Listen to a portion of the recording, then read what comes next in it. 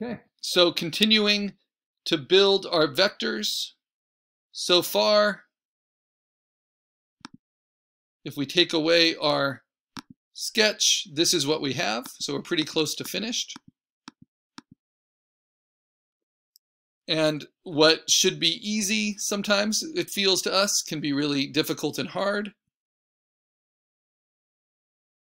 And you can see the difference between using the pen tool here and the pencil tool there, just in how clean things are and how much control we have. But we are learning. So I'm going to use the pen tool for this last bit here.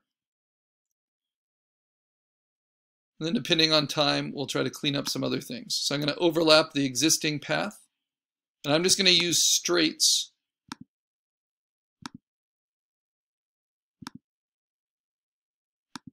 because I know exactly what I want, but I know I can't get there in just one clean path. I'm going to have to do it in steps. And I'm probably plotting a few more anchor points than I need, but not as many as the pencil tool would.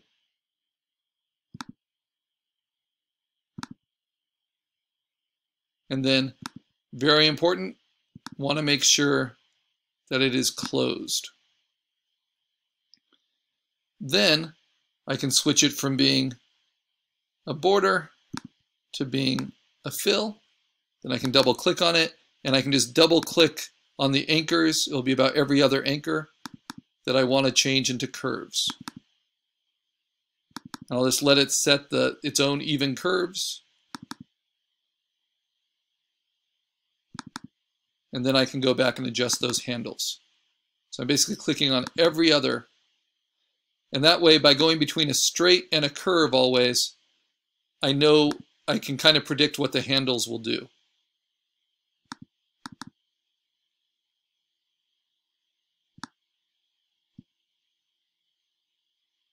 And I can just move the anchor points around.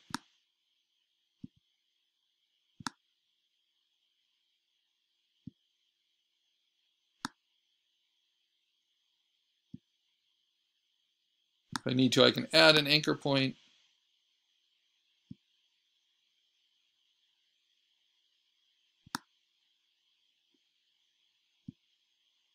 If I need to, I can delete an anchor point. Like I don't really need this one.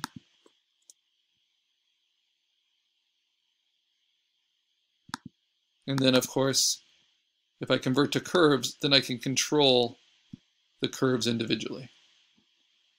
And if I have a corner, it's one of my favorite things about these new versions of vector programs is the rounding corner tool. Even though that's a straight point, this is not a curved point. If it was a curved point, it would look like that. That's a straight point. But I can round that corner using the corner rounding tool, which is how I was softening the pencil paths I was making before. Same thing here. If I don't want that corner to be quite so strong, I can just round it a little bit.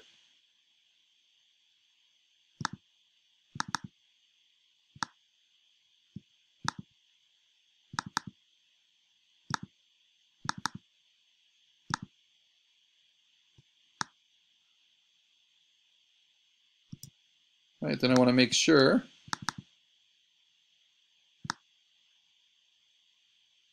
that we continue with that line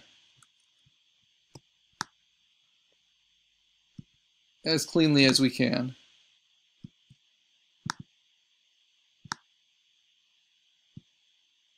There we go.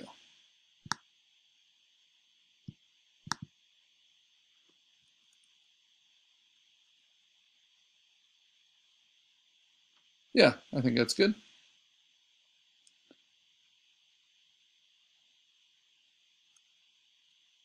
So interestingly, I think I want to shrink this a little bit.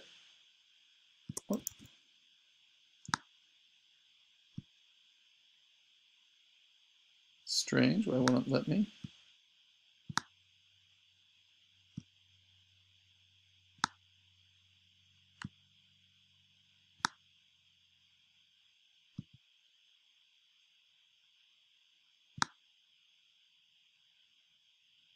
So at the end of the day, you can make changes to your sketch with considerations for proportion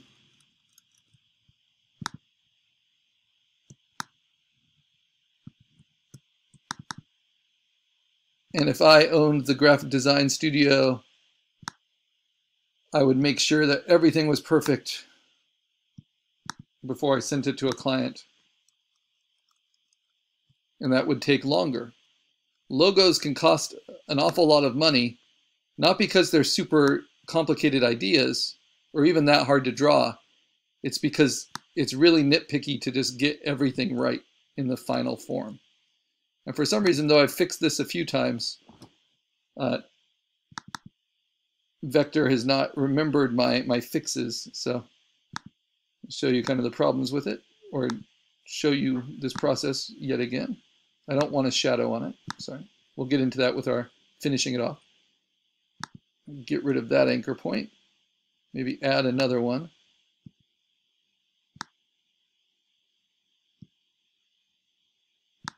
Smooth out some of these curves.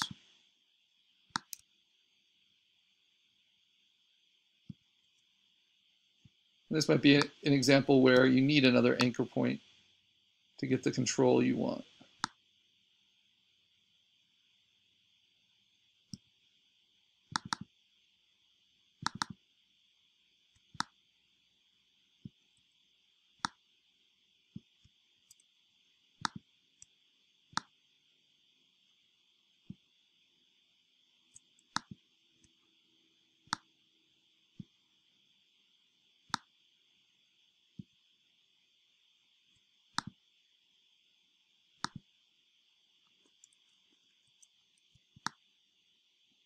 So these are some of the headaches of vectors, where you have curves going into curves. It's better to kind of alternate it.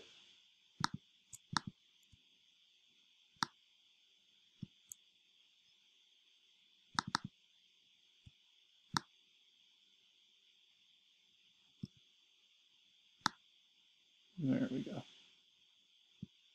I'm trying to smooth those out.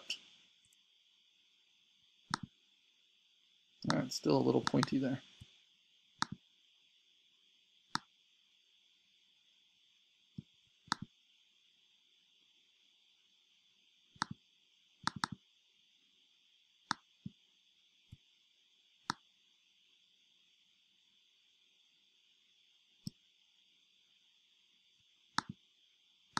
Okay, I can live with that.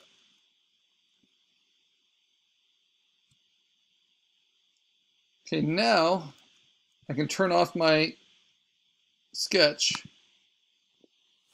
and see if I like that logo. See if there's any kind of proportion thing I want to change. I think I want to thicken this tooth just a little bit, even though I know it's just a copy of this tooth and that's the exact same amount of white space. I think I want to thicken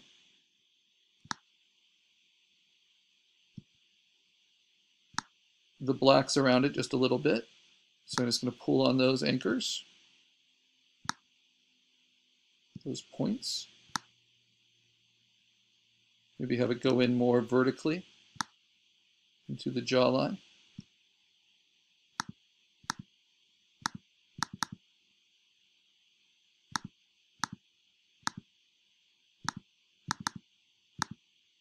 There we go.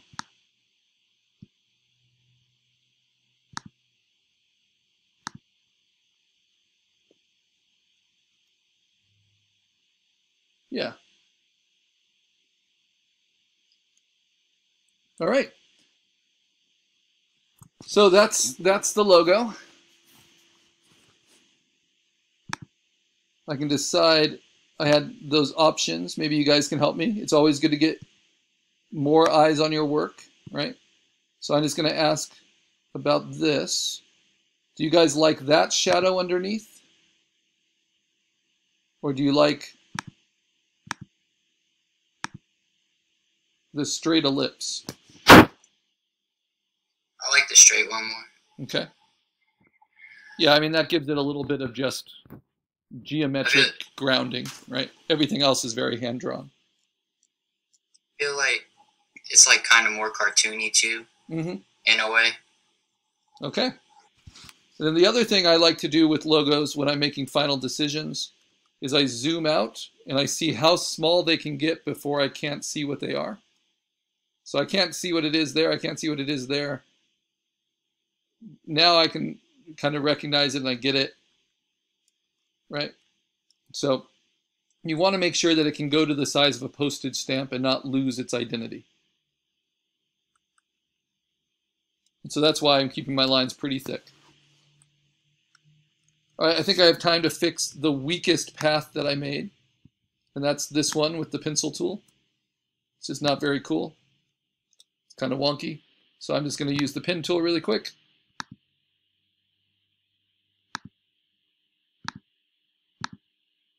Just use straights. Just to show you the pen tool need not be feared.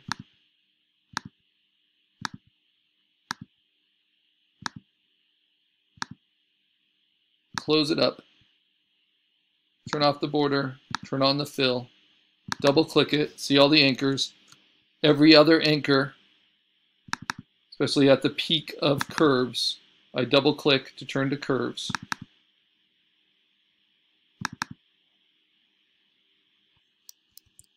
Depending on what I want.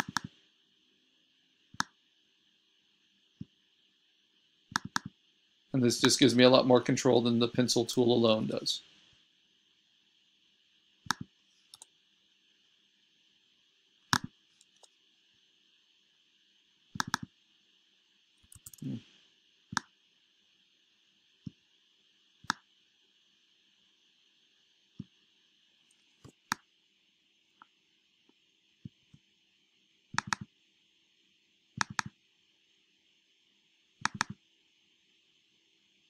Get rid of points you don't need.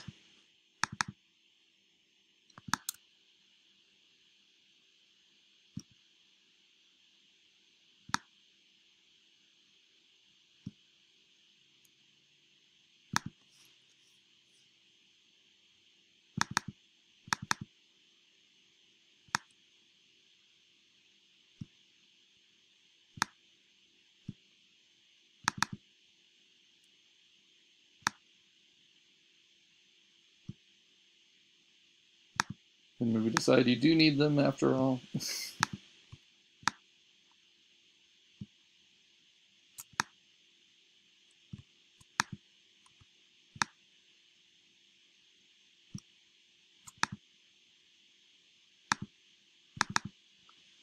Yeah, curves going into curves. I don't know why they have to be so difficult. But there, I like that. I'm just going to soften these two corners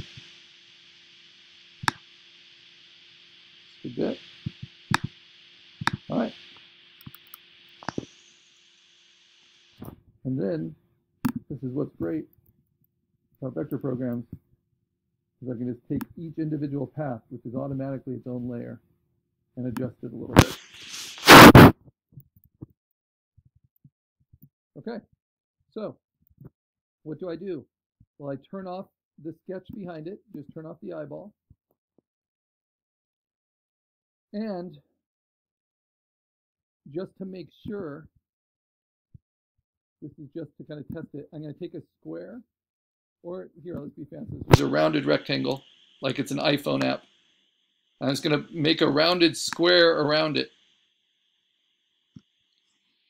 filled in with a color, and then I'm just going to move that back behind everything.